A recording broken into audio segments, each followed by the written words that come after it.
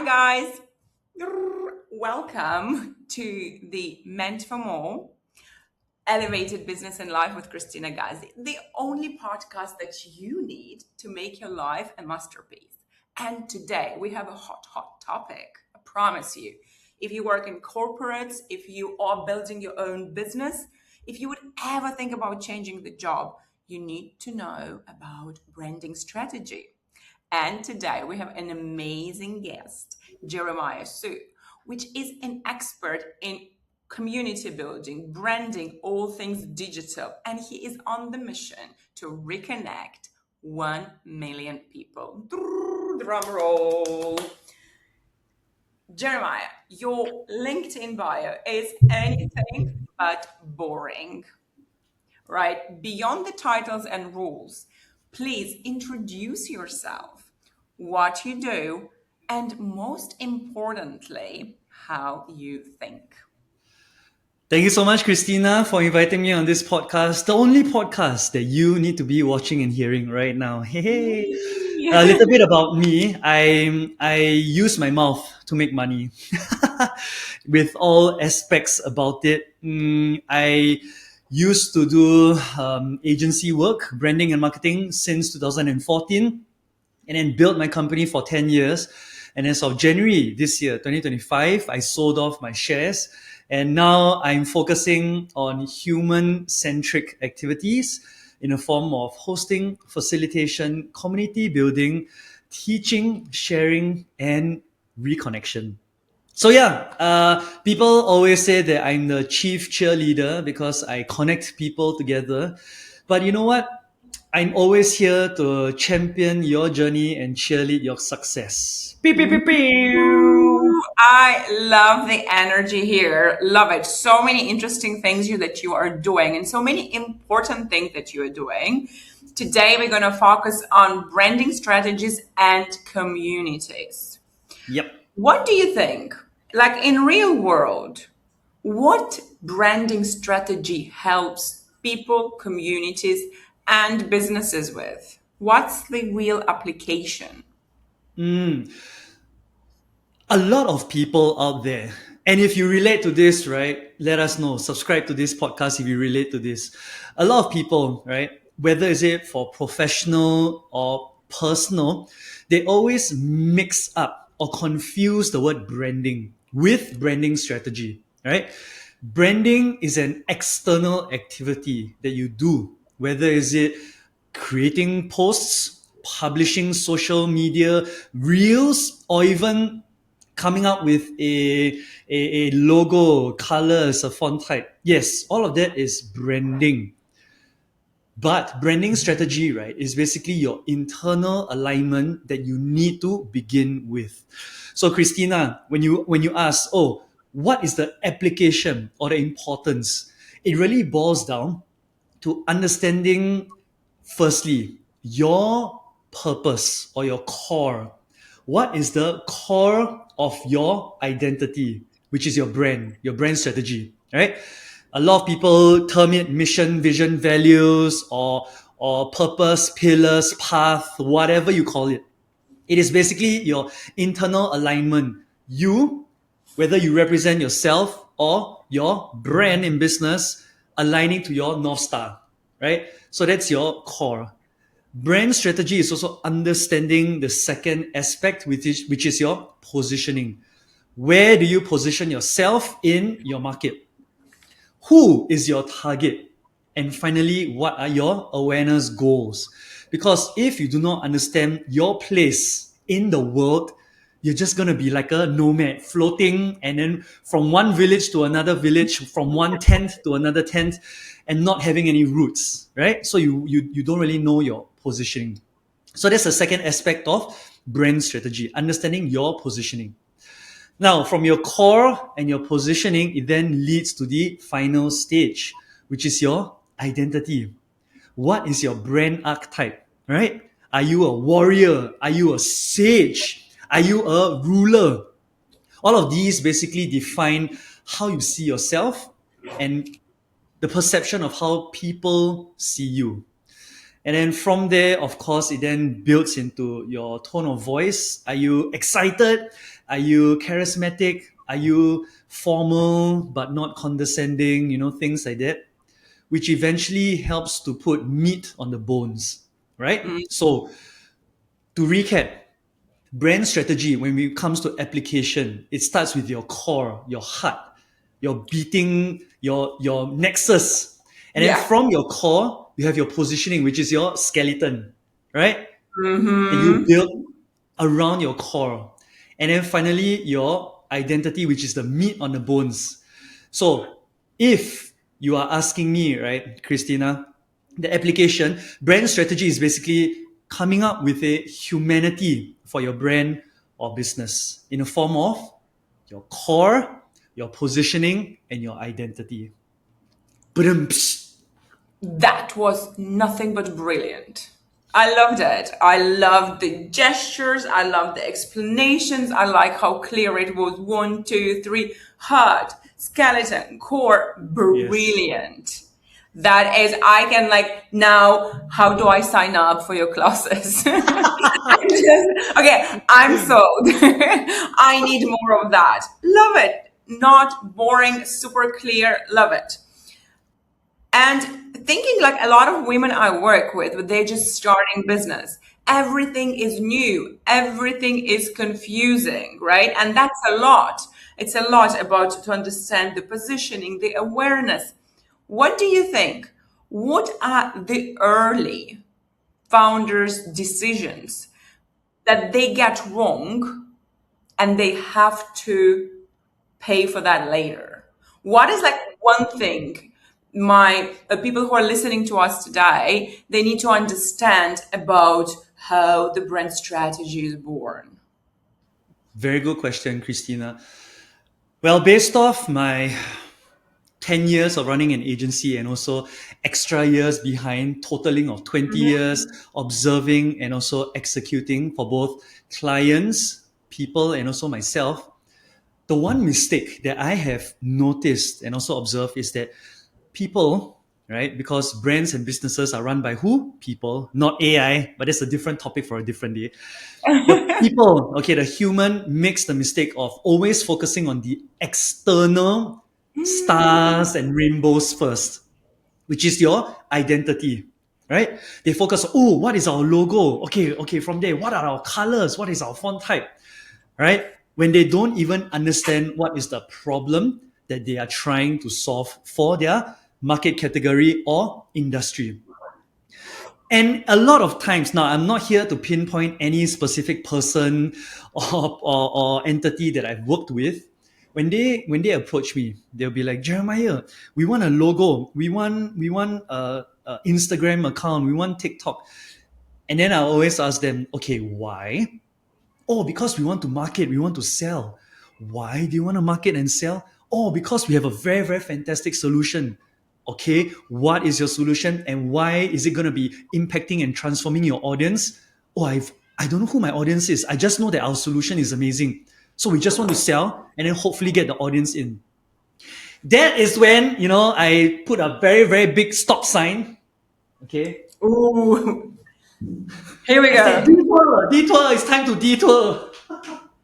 Love the Basically, right? visuals. Detour because they are focusing on the wrong thing. They are focusing on the outward, external, sexy image of their brand when they should be focusing on the brand strategy, which is the internal alignment. If you do not know what is your purpose in the world, why your brand exists, why your product exists, why your offering exists, then you shouldn't exist. Okay? The truth of the matter, okay? Please just disappear. But once you understand that, you also then need to understand your audience, right? Your positioning. Are you talking to post pregnancy moms? Are you talking to executives in the 9 to 5 who want to exit the rat race? Are you talking to technopreneurs? Are you talking to Fitspo gym enthusiasts? Who is your target audience, right? Because a lot of times, brand builders always do not know who their audience is. And I know, Christina, you've probably heard this a million times. Oh, my Tell me. audience is everyone. 20 Yeah, to 65 year I old was people, thinking about that. right? Like, I was just, this was like, yes, just my thought. Exactly. Like 20 to 65-year-old. Oh my God. What the heck are you talking about? That is literally no one. All right. Seth Godin said this perfectly himself. You speak to everyone, you speak to no one. Right? So you need to understand your core, your positioning before you even think about your logo and your colors and all that nonsense. So to answer your question, Christina, really, that is the one thing that I have observed a lot of entrepreneurs fall into. Yeah, I mean, it doesn't have to be just female founders or technopreneurs. Basically, anyone who starts a business, they start a business with their offering in mind, not their audience. So they just need to redirect and, like I said, detour their field of vision to the right path. If not, they're going to be lost. Does that make sense? Oh my God, this is something I've been talking for hours and hours and hours. When I just, like what you're saying resonates with me so much. When I just started my business, I realized so many entrepreneurs are thinking that their product is for everyone. Yep. And the example I used to give at a time when right now everybody uses Apple. But when they started, they didn't market to everyone. Yep. They went to a tech conference Mm, and they spoke to people who knew that at a time technology could do much better. And yeah. they started with that target audience. Correct. Exactly. Exactly. And this is definitely something which I want everybody to remember. You start with the audience you want to serve, Yes.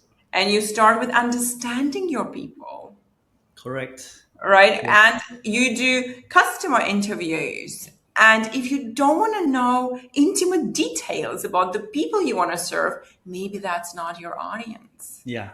Yeah. Yeah. right? 100% Uh, agree. because so many people would tell me, oh, but market research is so tedious. Woo, it saves you money and time in the long. Oh, yeah. 100%. So I run this course, Idea to Profit, Glow in Balance, and we start with identifying your ideal customer avatar, doing Mm, market research. yes. Because you are right, when people say, oh, my Instagram is not working, like ads are not working, usually there is a blank spot in positioning, Yep. right? Correct. Okay, interesting that this is something you see a lot too. Yeah. Across the line. Good, good, good. So, guys who are listening today, make sure you know intimate details about your ideal customers, their dreams, Mm, desires. yep. And something you said beautifully, why are you starting this business? Why Mm, you exist? yep. Because the competition is crazy now. Oh, very. Markets are so busy, right? Yeah. Yeah. Yeah. Oh, righty. But I know you worked in your 10 years with so many brands. Can you share a story where Mm, you saw a shift in a brand strategy and mm, it completely skyrocketed the business? Let's talk real people. You can keep the name wow. secret. Okay, I can talk about one of our anchor clients, right? They are Okay. a media and entertainment global powerhouse, right? They have a lot of IPs in a lot of different genres, yeah, namely, wow, it's difficult to yeah, but anyway, so they okay, one of their main characters is a mouse. Okay, but anyway, so one of their main legacy products, right, is all of these different IPs. But then the millennials and the Gen X that grew up with it understand, right? And then Yeah. they started to acquire a lot of different IPs, okay, like Zhung, Zhung, I am your father. And then recently, like, I'm inevitable, click. And then, so they started to acquire all of these different IPs. Why? Because they wanted to get a new emerging market. which is the young who will eventually become affluent, right? Ooh. Now, the thing is, they have always been doing traditional media as part of their brand strat. Okay, Mm-hmm. but then they wanted to try something different to go into a channel that is predominantly used for dancing and really random stuff. Okay, TikTok. I So will, I when will they, notice. yeah, so when this D company wanted to move into TikTok, the understanding was, okay, let's try to do something different but also relevant to the audience. That's one, but secondly also to the channel strategy, because TikTok is, even though it's similar to Instagram, it is very different in terms of the consumption pattern and the behavior of the consumer on the platform, right? Right. So what we recommended based off a lot of market research that we did, because we always wanted to prime ourselves for success, was to actually move into TikTok Shop. Because back then, right, 2 years when they wanted to start a new Southeast Asian channel, TikTok Shop, especially TikTok, was doing a lot of collaborative integration for brands to onboard onto the platform through UGC and product push, especially Mm-hmm. on TikTok Shop. So with that strategy in mind, and also understanding firstly the market, the audience, and the platform, we combine TikTok Shop's collaborative nature with the brand client to say, okay, let's sell your IP on TikTok Shop, but specifically let's use specific IP that was very relevant at the time. Okay, I'm your father. Okay, right. So we started to do a lot of relevant reels, whether it's stop motion, whether it's cosplay, and all of that. And it actually helped them to penetrate the Southeast Asian market with a different demographic. Okay, because they were selling BB, oh, they were selling that small little robot, that, Uh, yep. Yeah. and Yep. then but using very cutesy elements like backpacks and then remote Okay. control toys, specifically Mhm. not to boys but to girls. Okay, because their demographic and their TA, their target audience that they wanted to target was the females, because studies showed that the females will eventually influence the boyfriend, or somehow, okay, Wow. through association. So that is something, because that brand, okay, with the mouse, understood their brand strat, understood their positioning, but didn't use legacy methods to penetrate a new market. They did a study and they realized, you know what, we got to try something different, because legacy and traditional methods aren't really resonating with a newer audience. So they became relevant. So that's just a very, very quick example. That was brilliant. There were so many gold nuggets there. Thank you for sharing. I want to highlight, it was a brilliant example, so many things there. Several key thinking patterns. Yep. One, young would eventually become affluent. Yep. Guys, build your businesses with an idea in mind. Once a client, forever a client. Yeah. How smart it is. It's not easy to acquire new clients. Mm. It's cheaper to keep existing clients delighted. Yep. So they Correct. keep on buying from you. Yeah. That was brilliant. Thank you. A new channel. Love Mm. it. You Yeah. know, business is all about innovation. Correct. If you stay the same, you die out like dinosaurs. So Yeah. you gotta be, right? New voices, new channels, innovate. Yep. Become that person who tries new things. Really, really love it. Yeah. To What give you else? another example, right, Yeah. Christina? Because I love how you said once a client, forever a client, right? It's all about building that anchor for recurring revenue.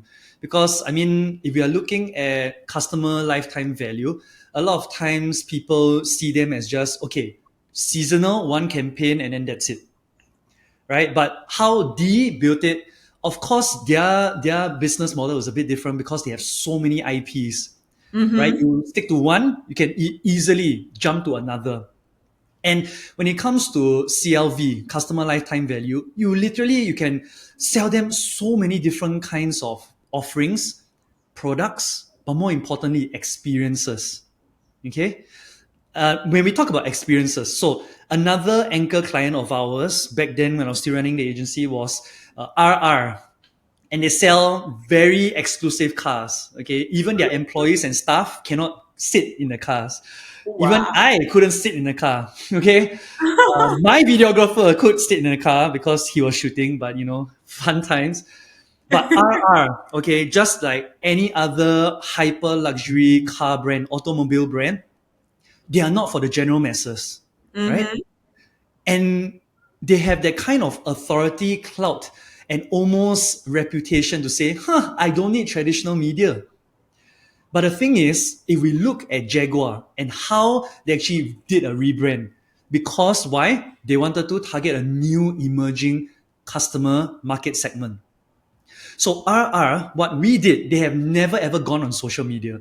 We recommended Instagram, they were like, literally, the executives were like, Jeremiah, what the heck are you talking about? Instagram? Our people make billions of dollars. They are not on Instagram. But, I said, you are looking at your legacy members. Look at crypto. Any Bro. joker, 18-year-old, can become an overnight billionaire with market movement, volatility, right? People in China, 21 years old, really buying three RRs, right? In different colors just to suit their mood. So I said, if you're missing out on that segment, right, you are missing out a big pie of income and revenue that you can get. So put aside your ego. Okay, yes, RR is very luxury. We all understand that. But why don't you just try?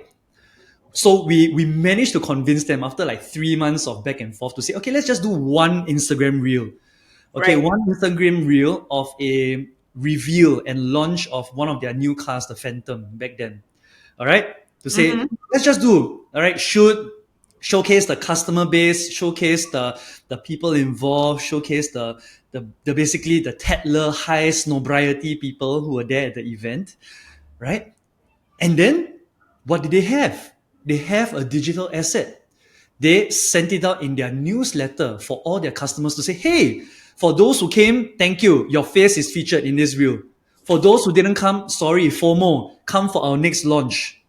It Yeah. garnered so much publicity in the form of awareness because you have to understand, Christina, all of these high and mighty people, they are all in very exclusive WhatsApp groups. And if their face is not featured in, let's say, a magazine, they will complain. Even more so, their face not featured in a reel, they'll be like, shit. I mean, damn, I need to go for the next one, right? So it then builds that community FOMO, but more inclusive, more importantly, it builds that sense of identity within that segment, the RR. Okay, I hope by now you all should know what brand I'm talking about. If you don't, it's fine. So that is something, right, that I feel when you understand and recalibrate your brand strategy and also your audience, you can do amazing things. Magic can happen. You Wow. agree, Christina? Wow, wow, wow. These were again another brilliant example, which leads me to another thing. I mean, I hope guys you're taking notes. I certainly do. I'm taking notes. I'm a like lifelong learner. Every opportunity to learn, I take it. And get reminded of the things which are important. What I want to highlight here as well is keep your potential customers as close as your existing ones because people grow, people change, and you want to be the first one on their mind, as you mentioned, right? Yep. Legacy clients, one thing, but we expect these guys to become big quite soon. Have a big vision for your brand, Mm, how it's going agree. to grow 10 years from now. And ooh, what I love what you mentioned, human psychology. Mm-hmm. If you want to grow business, you need to understand how humans work, what attracts them, right? That was Yeah. a good one, community FOMO, real thing. Thank you for those examples. That was really good. And what's one thing beyond understanding the things we already discussed, what every founder needs to understand about branding strategy Mm. early on, before starting a business, when starting a business? Okay, when it comes to brand strat, on top of the core positioning and identity, I think one of the main things, right, that a lot of founders should build into their own models of business is to think about runway. So when we think about runway, especially in a plane, when a plane is taxiing on the runway, there's probably your bootstrapping phase. And then when you start to move along the runway, that's when you start to have your MVP, you have your strategies, your campaigns, right? But you need to understand something. Once you have liftoff and you launch, you need to sustain that flight of your brand, right? A Ooh. lot of times, right, Christina, a lot of founders, they keep focusing on the product, which is nothing wrong, right? If you continually upgrade and evolve your product, that's good for your audience. But the thing that I have noticed, okay, now Ooh, tell this is me. no longer an observation, okay? It's not an opinion, it is a fact based on behavior. If you look at brands like Lululemon, they are not for your average crowd, right? Because their spandex and their clothes wear athleisure is kind of expensive. One pair of leggings is really $180, right? But what they built is what we have in terms of humanity, the C word, Mm. okay? Community. Mm. How they build their community in every single store that they have a very big digital display to say, oh, if you want to join the Lululemon Run Club, come 7 a.m. Thursday at this place, join us. But you do not have to have Lululemon products or be a Lululemon member. Join us and just run with us. Oh, what are they doing? They're building a fringe community because their current Lululemon members will become the ambassadors, will become the spokespeople of the brand, right? And then they Right, all go running together, and then eventually those fringe customers will become active current customers. right. Now, that's just one example, right? There are many, many examples out there about community building. So, as a founder, right, think about how you can engage your community. And it doesn't have to be a direct correlation to your brand or business. So, I'll give you an example. Christina, name me a random category or industry. Oh, I mean, I don't know, jewelry. It's Christmas jewelry on my mind. Jewelry, got it. Okay. Now, imagine I am a designer, right? I sell maybe custom tailored jewelry. Right. I can think about my customers, what their pain points are. I could create a fashion matching community to say, you know what? This pearl earrings, it matches with what color, what season, what dress, what shoes, what outfit, what occasion, right? And then I start to build the interest with a target audience of people who can either procure, buy my products, or people who can become ambassadors for my products. So I can start to bring in designers into my community to say, hey, let me teach you how to pair a pearl necklace like what Christina is wearing right now with a specific pair of spectacles, or how to tie your hair, how to wear your hair with a specific earrings. Right. And then from there, it builds the community. It becomes a life of its own. And then you upsell your products. Ooh, Christina's diamonds. By the way, I sell jewelry. You know, if you're a member of Christina's diamonds community, you get 15% off Christina's diamonds. Something like that. So as a founder, my suggestion, right, is to think about your longevity and your sustenance of your brand, because every single brand, think of it like a family business. How do family business pass down their empire? Through succession, their Hmm. children. So think of your customers as your children because then you're going to pass down that brand to them and then they will have autonomy to become your cheerleaders for your brand. All Oh my right. God, I So love all it. of this is basically like building into word of mouth marketing. Okay, it's just building on that psychology, especially right now, that human consumption behavioral pattern of I need identity, I need a safe space. So community is where you can build that safe space. Now, in the past, the word community has been presented in different formats like, ooh, family or tribe or village. You can call it cult even. You can call it whatever you want because I call my own community a cult. Okay, the cult of Oh, business. Okay, I want because to know. we all want to break through that $1 million revenue ceiling. That's what I help with my own community. So for y'all, think about how you can build that evergreen revenue generating machine through your customers. If that makes sense. Thank you so much. It makes so much sense and gives so much reassurance. Guys, starting business, growing business, easiest thing to do, the first thing to do is to start building community. And when you're building this community, I love this example with the family business. Think, how would I make these people my cheerleaders? Yep. Pass them down identity. This is so good that they start promoting for you. Mm, I mm. love this concept of 1,000 fans, Yeah. right? That Correct. you really need only 1,000 loyal customers who will buy everything you launch, bring their friends, right? And be Yep. your cheerleaders. Just 1,000. Brilliant. Can I ask you something? Yes. You said humanity, you said community, you said your own community. Mm, Well, definitely tell us more about your community. And I heard that a lot of people want to build a community, but they find it hard to mm. do so. What makes people stick?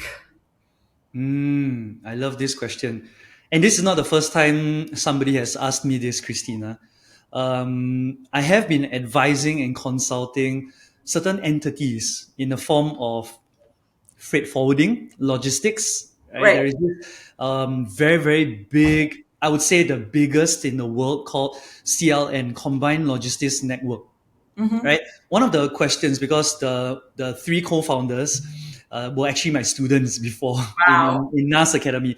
So they're asking me, Jeremiah, how can I build a community with members who are committed? Okay, to me, it boils down to three things very easily. Okay, A, B, C. Okay. A, B, All C. ears. A, B, C. Okay, Uh, first is your action. How do you, as the community founder, how do you portray yourself, the action? Because if I'm leading my community of entrepreneurs to help them earn a million, I need to have earned a million myself, right? That's no brainer.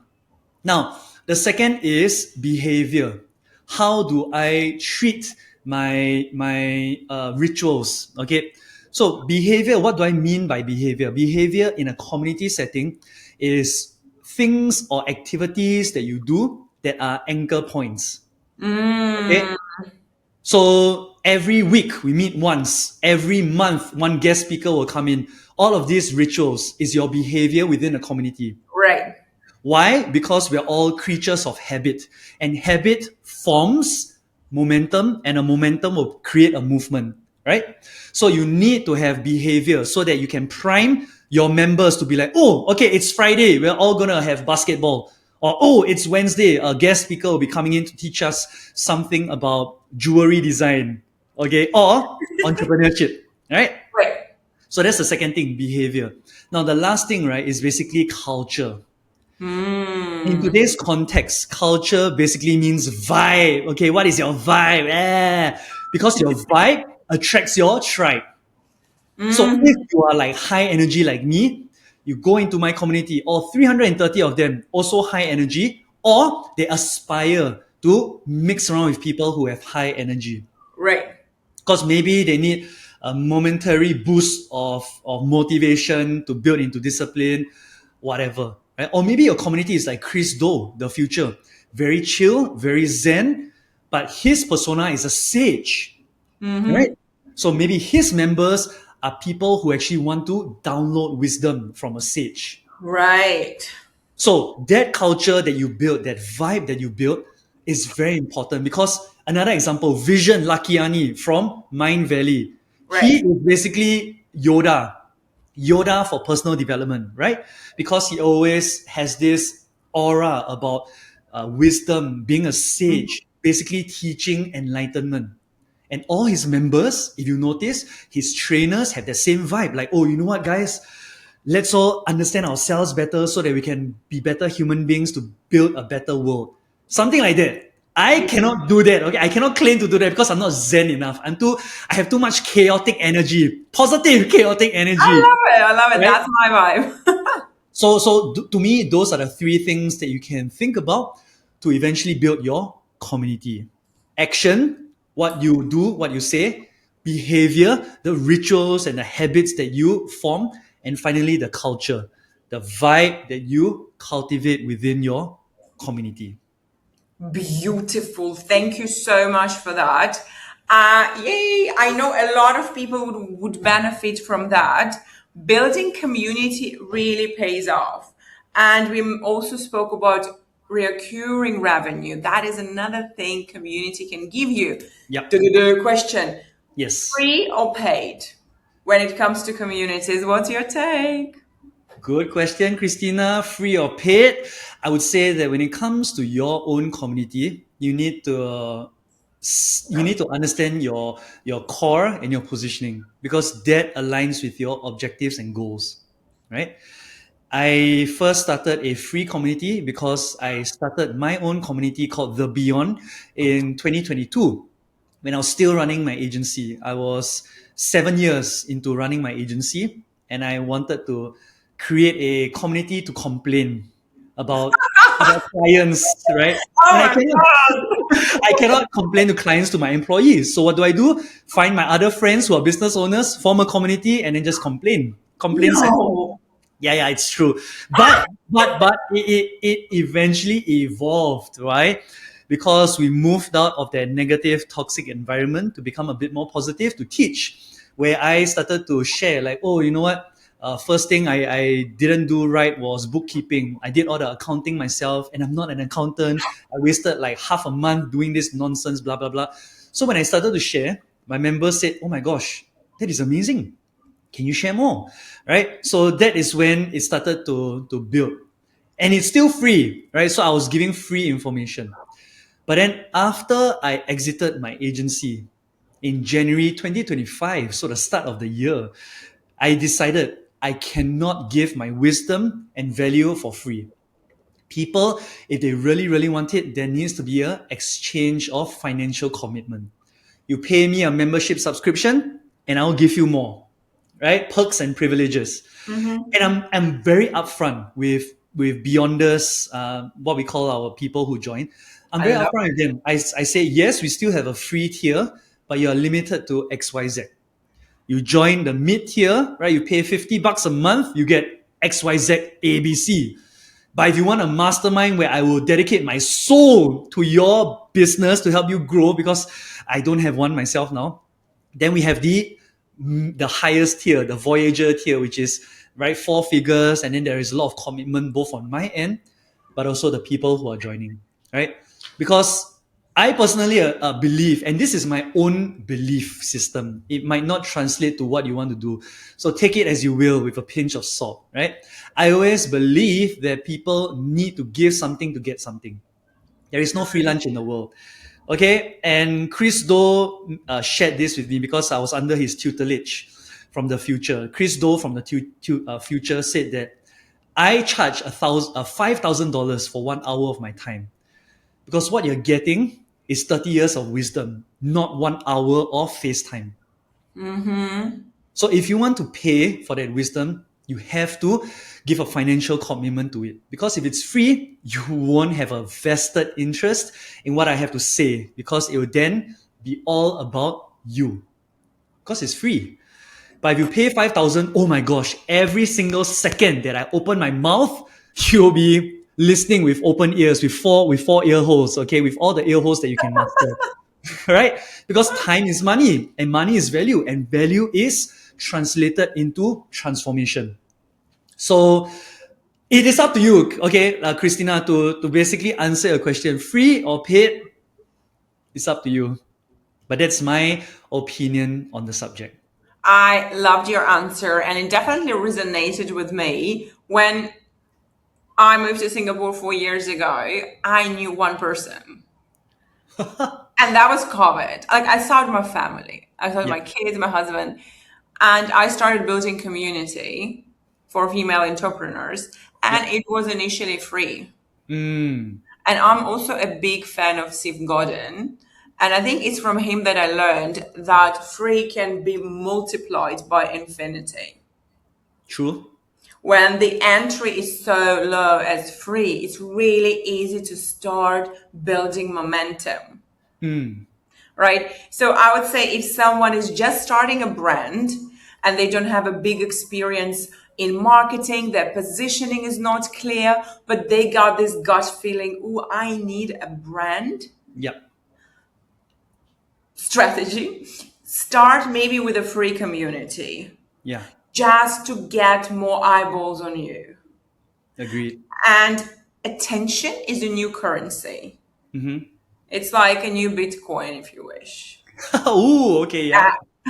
You manage to generate people's attention, brands come to you, other businesses come to you, you Yeah. suddenly get a leverage to sell, right? Correct. Get visibility, create trust. People would buy from you, Yeah. I mean, right? like for example, right? You have your female founders start with free, get critical mass, then you just ladder offering, right? Do your Yeah. step offers like, oh, have a one-on-one consultation from there, a course, a challenge, a mastermind. All of these, right? All of this information, Christina, is out there. But the thing, right, that I have also observed is that a lot of people who start communities have that fear of imposter syndrome, saying like, oh, you know what, I'm not good enough. I haven't done this before. I don't know what I'm doing. Nobody knows what they're doing. Oh my God. Do I look like I know what I'm doing? Maybe, right? But usually I use that energy to just wing it, to do my A/B testing, gather the data, what works, build. What doesn't work, destroy and burn, and then build again, right? Second iteration of it. So I feel that yes, you can start with a free, but I'm gonna play devil's advocate here, okay, Please Christina? do. Please do. If for example, I have 30 years of business consultancy, and I've worked for Deloitte, for KPMG, for Boston Consulting Group, and then I come out and I have 0 years of business, I can still start a community, right? And then make it a paid membership. But how do I then get that awareness and visibility, right? Because Christina, you mentioned something very important. You need to start telling your story, Ooh. because no one will champion you as much as you champion yourself. And that's the main thing, right? That fear of imposter syndrome. Oh, if I talk about myself, my immediate network will think I'm boasting, or my friends will think like, oh, who is he or who is she to say this and that and this and that? And I'm like, friends, brothers and sisters, that's the little voice in your head. That little voice is not yours. Ask it to shut the F up, move on, and then just do.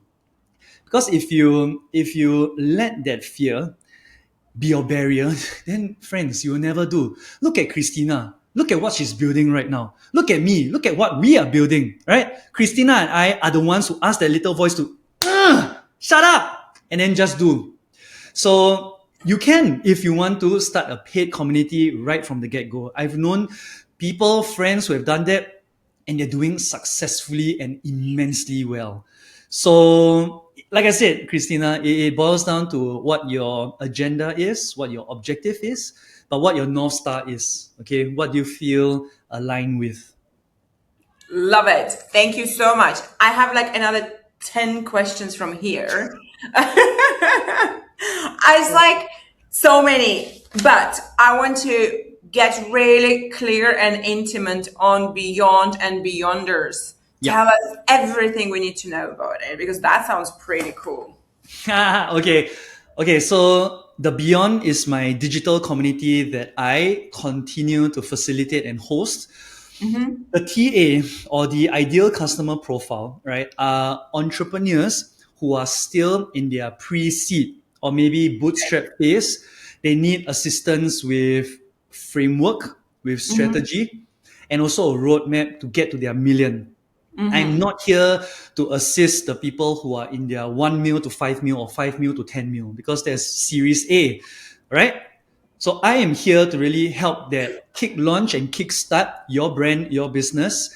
And I have a lot of amazing human beings in my community. Doctors, right? We've got a surgeon from North America.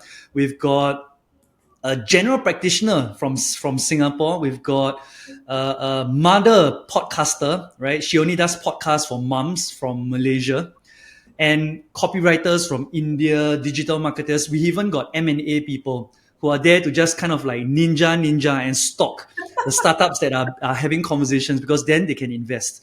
So generally, right, the Beyond, my vision when I first started it in 2022 was to take your brand and business beyond borders because I didn't believe in geolocation. Right? And back then there was no chat GPT, there was no AI. So I'm pretty proud of myself coming out with that quadruple B, brands and business beyond borders. But a lot of people use it now, Kristina. So it's not special anymore.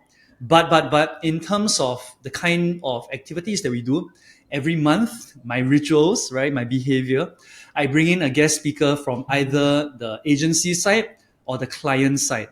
Okay, so I've gotten people from LinkedIn to come in to talk about the gold zone within LinkedIn, how to get your content recognized by LinkedIn because LinkedIn content is still aggregated by humans in the gold zone. There's a teaser for you. We've also gotten people from Meta, right? Facebook to come in. Why? Because I have been very fortunate to make a lot of friends in both agency, client side, brand, and business side who likes me. Okay, generally people like me, Christina, I think. I like you. I like you. Yes, Okay, thank very, you. very likable. Yeah, so I invite these people to share knowledge, how entrepreneurs can build their brand and scale their efforts. But more importantly, as of September 2025 this year, I've started to focus on a lot of face to face, in real life, physical offline activities. So I play basketball we have this Founders Fitness Fridays. The last Friday of the month, I'll gather random people to play basketball together. Right? Because why? Competition and gamification reflects and mirrors real life. So after Wow. the game, we will have lunch together and then we talk about business like, oh, what did you learn? How can you better compete and be a better player, blah, blah, blah, things like that. I also have a lot of anti-networking gatherings where I Ooh. curate a IP, okay, an IP program where I play a lot of games. I do a lot of intrusive questioning amongst attendees so that they can get to know each other on a deeper level, right? Right. Because when it comes to human behavior, we have three phases. First is the mask. Second is the persona, and then lastly is the person. And the person is the one that is basically your real being that can have real conversations. So I kind of like facilitate these kind of anti-networking sessions. We're having one on the 29th of December. If anyone is here in Singapore, I don't know when this podcast is coming out, well, whatever, right? So a lot of these kind of interactions I build into our behavior because in terms of my action, I love human stories. I have ABC of myself, always being curious. So I love to ask questions, and my action and behavior eventually leads to my culture for my community, where people are very collaborative, not competitive. They are very consultative, not very convincing, right? They don't want to sell you their product. They want to consult and understand what your story is. And yeah, so generally that is what Beyond is all about. It's really reconnecting 1 million humans together, Christina. So I'm on that mission until the day I die. Whoa, that's amazing. And absolutely brilliant. I love how much culture, how much vibe it is in it, and so much thought. Always being curious. Yes. That is amazing. Now, let me ask you something. Yep. This is beyond the borders, Yes. yet you're doing a lot of in-person events. Correct. What's happening with this in-person thing right now? Very good question, Christina. I So, I am very blessed to be in a position where I make friends from all around the world because I'm also a lead trainer in the NAS Academy with NAS Daily in the AI school and also other corporate engagements. I meet people from around the world. So in my community, 330 members, we've got 38 country representations from people as far as South Africa to Greenland, Iceland, right? So how I did it when I exited my company, what did I have? I had the luxury of time and money. So I actually did a Beyond World Tour where I traveled to 8 different Woo! countries. I went to 8 different countries to do anti-networking events in Right.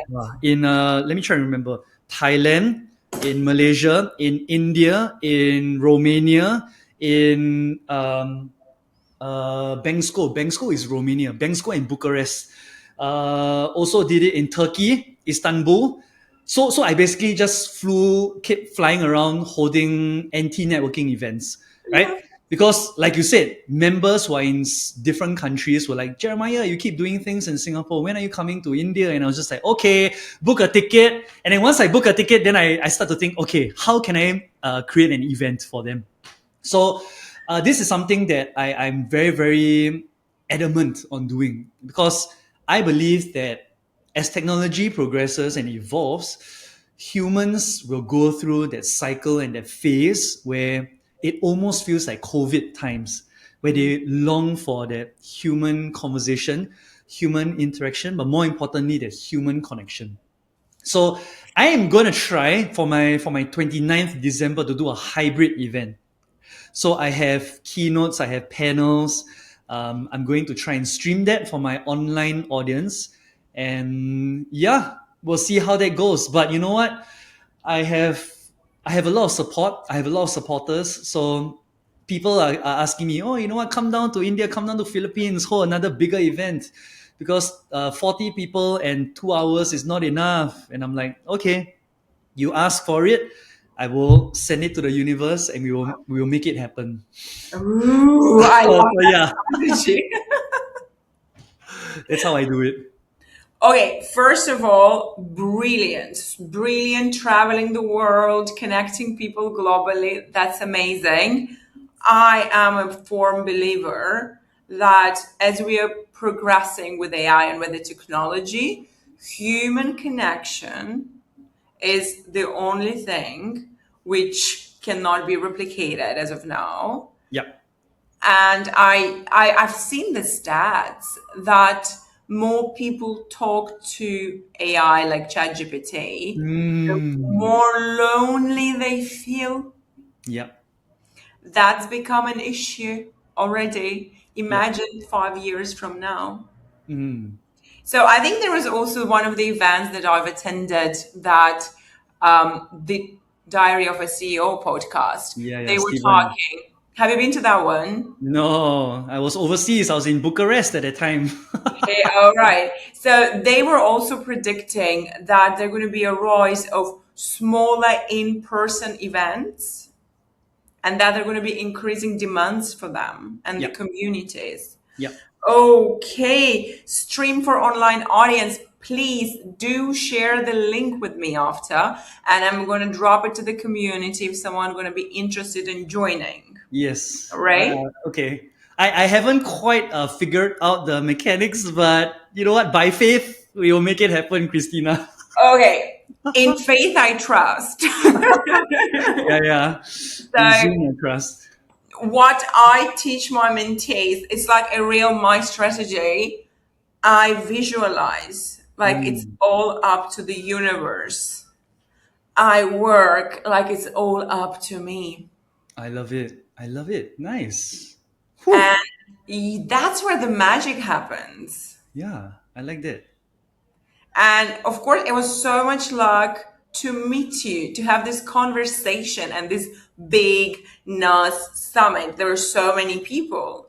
Yeah. And you give a gift to my audience, to our audience, to come and share so generously with us. So many learnings, so many interesting things. Really amazing. Just, I'm gonna, with your permission, I'm gonna drop the link in the comments to learn more about Beyonders Yep. and beyond, how to do Yep. that. Yeah. And going back to the brand strategy, Mm. what's up with personal branding? Ooh, personal branding. Well, Christina, personal branding based off the echo chambers that I'm observing on LinkedIn, it has kind of become like a dirty, dirty word. Ooh. Everybody has a personal brand. Everybody is a personal branding expert. I think one of the things, right, that a lot of people are still not understanding is that they are using AI to build their personal brand. No fault, no wrong in doing that. But one of the things that they are lacking, Christina, is the soul. Now, the soul of a personal brand is what you stand for and is what you are, and is basically your being, right? Your being in the universe. Now, I might be using very woo woo terms, very new age terms, but if people can understand, is that when you write or when you publish or when you have a message or a conversation, the soul is the one thing that helps you to rise above the noise when it comes to personal branding.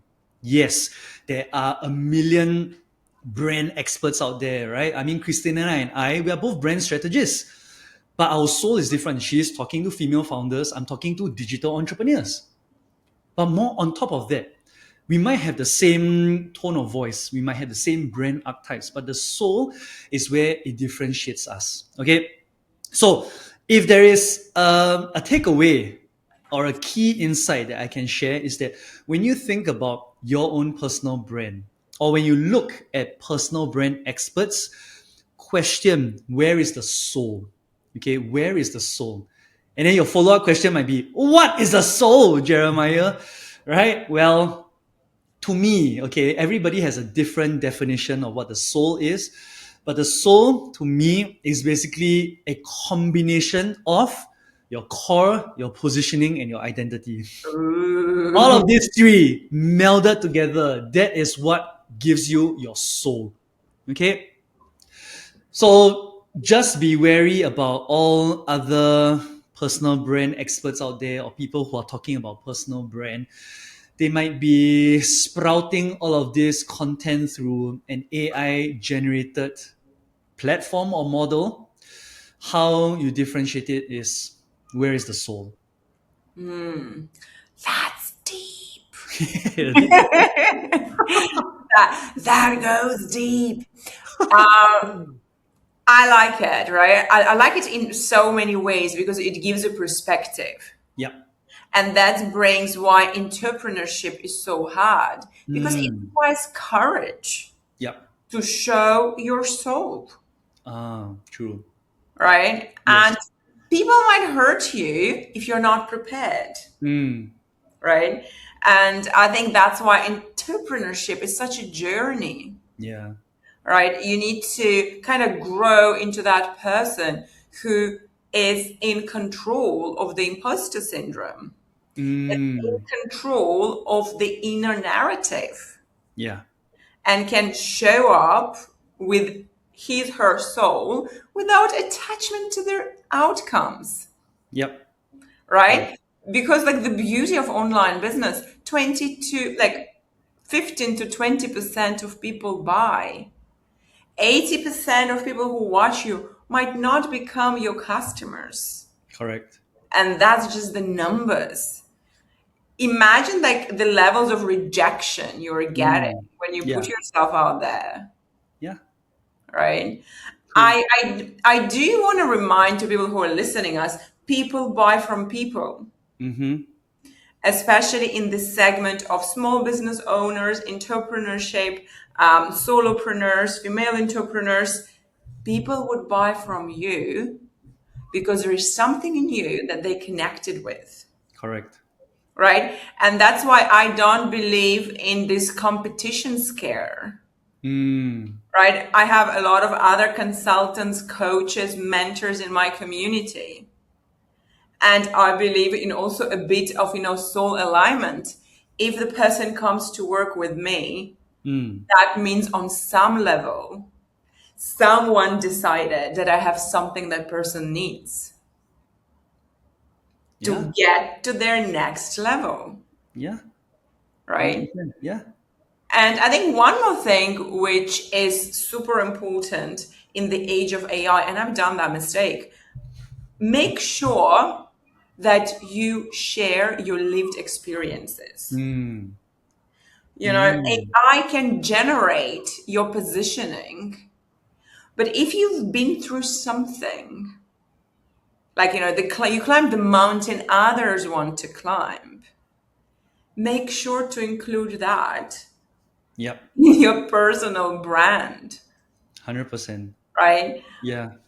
And I'm sure many people come to work with you because you've built the company and you sold the company, and that is brand story in many ways. 100%. And people who want that will come to you. Correct. And I'm so grateful you didn't say authenticity.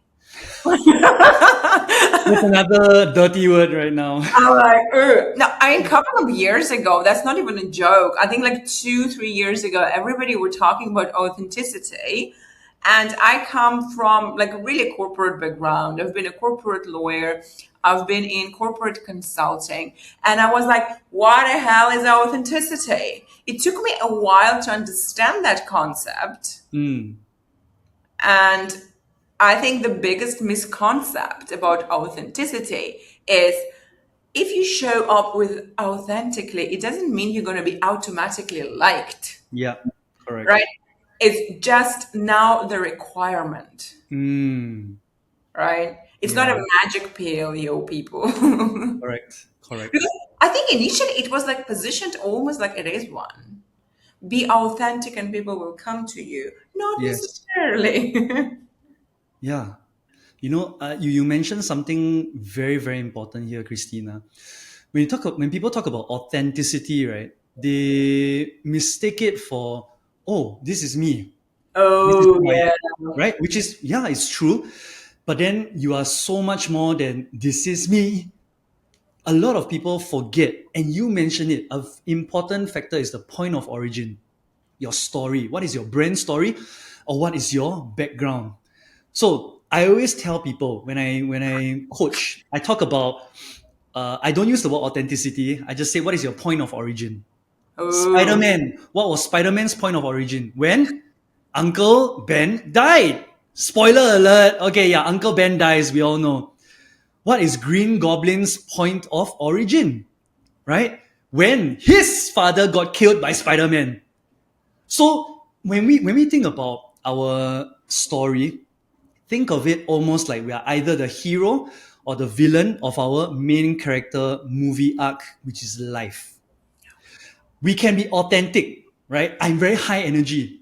But how long can I sustain that high energy? People can resonate, relate to it, but after a while, they will have energy fatigue. They'll be just like, Jeremiah, can you calm the F down? Okay. So that is where my origin story comes into play. I almost died 3 times in my life. I got divorced once, and I built my company and sold it. All of these are my milestones. Okay, and each milestone has a different character pivot into my heroism or my villainy. Okay, Donald Trump's backstory and point of origin is amazing, right? He grew up in a very affluent home. He had everything he wanted, and then that gave him that grand delusion, right? That he could run a country, and now he is running a country. But people still follow him. Why? It's not because he's authentic. Yes, he is, but that brand story or that point of origin is something that people relate to. So I really resonate, right, Christina, with what you said. What is your backstory or your brand story, because it is more important than just being authentic. Very good. Oh my God. Now we know a little bit more about the Jeremiah, the 3 points of the stories. Yeah, my movie arc is it's an adventure in itself, man. Is that a thriller? Is It it? is. It's a superhero movie. No, taking it back. It's a superhero movie. Survived 3 times. This sounds amazing. Yeah. I would definitely want to know at which point you came to a vision to reconnect 1 million people.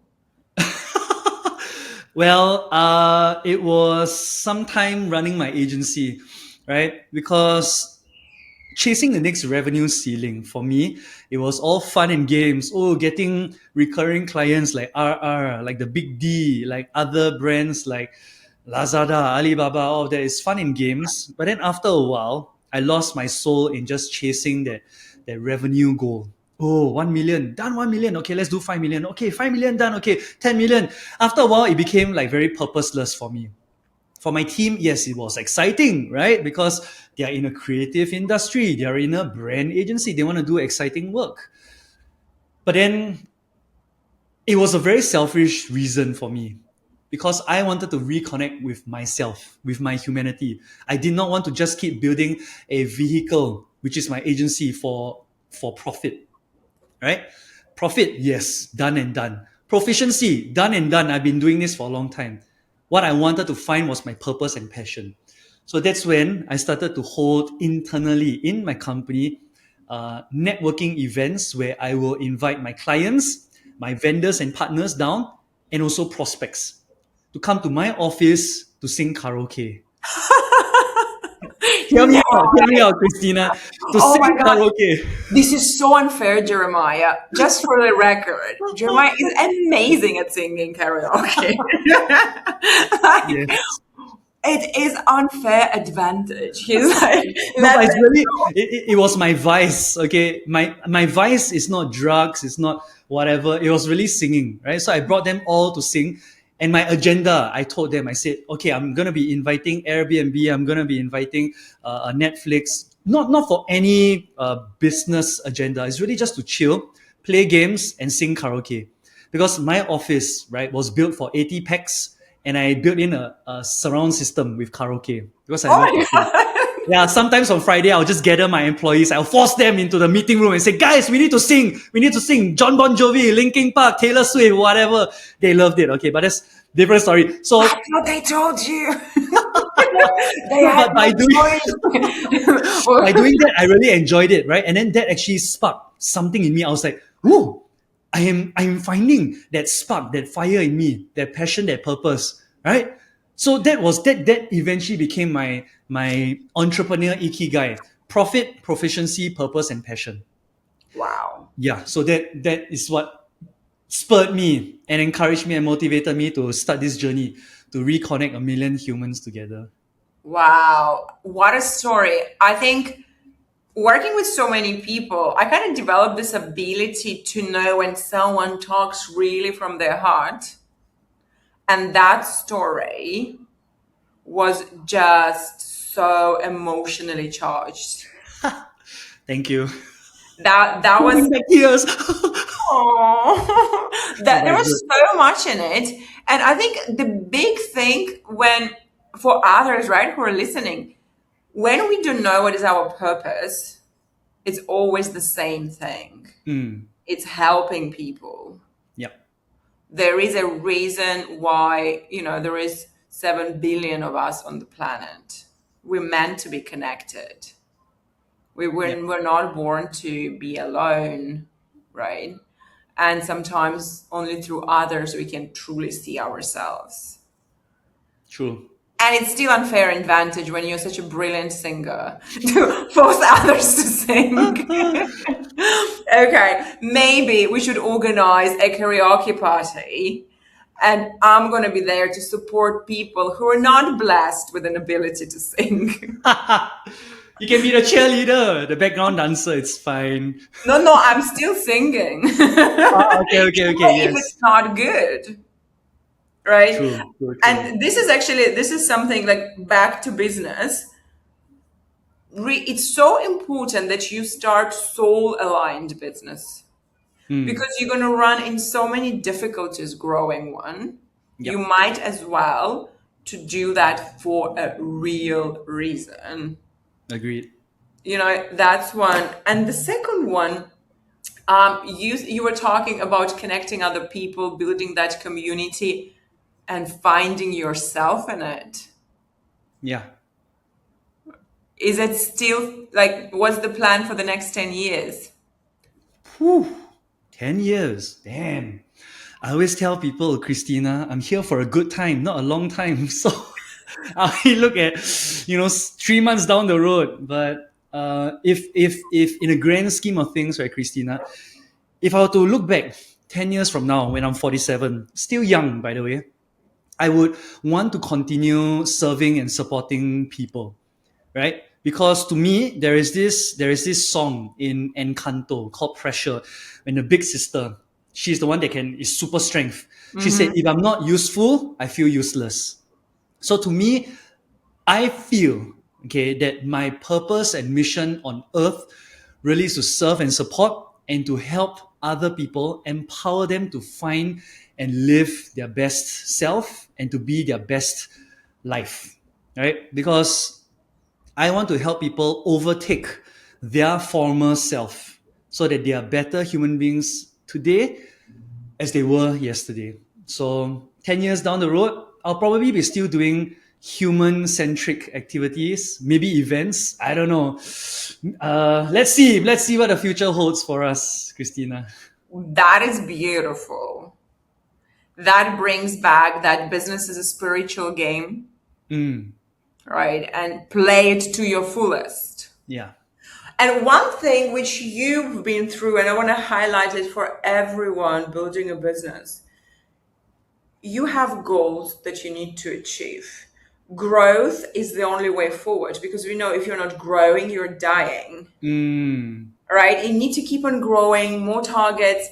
What I've seen, what you said, is so difficult to really celebrate yourself and acknowledge how far you've come. yep. Whenever you reach one milestone, another appears, like almost instantly, Mm, right? And I think one of the things I do inside my community with my visibility members, idea to profit members, culture of celebrating mm, the progress, yes. right? Every Friday, just stop for a minute and acknowledge what have you done this week.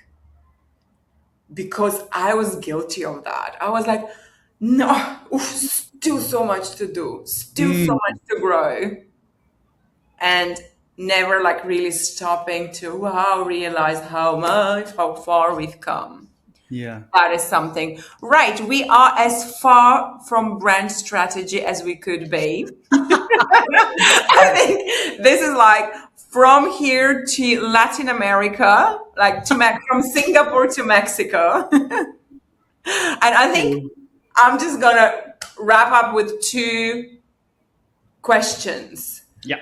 What if someone have to remember just one thing about brand strategy? What Yes. should it be? Okay. I would say that brand strategy is internal, branding is external. So you need to figure out your internal before it manifests into your external. Use Right. the analogy of exercise. What you eat, it will manifest in how you look. You can pump iron as much as you want, but if you keep eating McDonald's every day, that's your internal, you won't look good. You definitely won't feel good as well. So that is my key insight. But that That hopefully moves to a key follow up. Okay, friends, figure out your brand strategy before you embark on branding. Wow. Thank you so much. That is so smart, so clear. Loved it. And the last question, what's the advice you would give founders Hmm. who feel like they don't fit in to the normal business box? Ooh, well, if you don't fit in, congratulations, you are an entrepreneur. Because entrepreneurship is the fastest way to lose friends, the fastest way to become bankrupt, and the fastest way to get into depression and lose your sanity. So if you are feeling all of these three, congratulations, you're on the journey and path of entrepreneurship. But You're of not course, selling right? it. No, no, no. But there is a but, okay? The thing is, right? You might not see the results now, but if you have constant input and effort, you eventually see the outcome, right? Whatever that outcome might look like for you. Because, like what you said just now, Christina, when it comes to brand strategy, it is driven by what? KPIs and OKRs, right? Key performance indicators, and then objective and key results, which you need to have. But you also need to remember that brand strategy is internal, right? Mission, vision, values. To me, that's the most important core aspect, your heart. When you do that, you will see that something has changed because a mission gives you that path. The vision gives you the running shoes, and your values is the track that you run on. Okay, friends? Wow. So you might think that, oh, I'm not achieving anything now. But you think marathon runners, when they start the 42 kilometers, they think, oh, it's going to be easy. No, they tell themselves, shit, what the hell am I getting myself into? Right? The first 10 kilometers is that, oh man, kill me now. Second 20 kilometers, they're still feeling the same. At the 30th kilometer mark, they probably will feel something like, just 12 more kilometers to go, and then I'll finish my 3.5 hours, get my badge of honor, and then have my recognition and reputation. So entrepreneurship is the same thing, friends. Just keep on keeping on, right? But more importantly, have a community, have a support group that you can share these different issues and challenges and pain points that you face so that when you run, you're not running a marathon alone. You're running with a group together with you. That's a beautiful analogy. Thank you so much, Jeremiah. I love to say, I love doing hard things. Yeah. The only way forward is to love the game. Yep. Do-do-do-do. Thank you so much. It's been brilliant. Where can we find you? All right, I'm the most active on LinkedIn. You can find me at Jeremiah Su. And you can find me also on all my socials. I publish a video every single day on all platforms, right? At the Jeremiah Su. Specifically, though, my content is not for everyone because I talk about the entrepreneurial journey. So right now, I'm building my fourth business. Sorry, fourth t-shirt. Sorry, my third business. Wow, I'm forecasting ahead. My third business, which is Beyond, right? And I have a hashtag building in public. So I just share everything, my soul on social and be vulnerable because like what you said, Christina, you need to have courage to show up. So find me and let's have a Woohoo! conversation. Thank you so much. Thank you for your time. Please subscribe, find Jeremiah, and see you in the next episode. Love ya. Bye. Adios.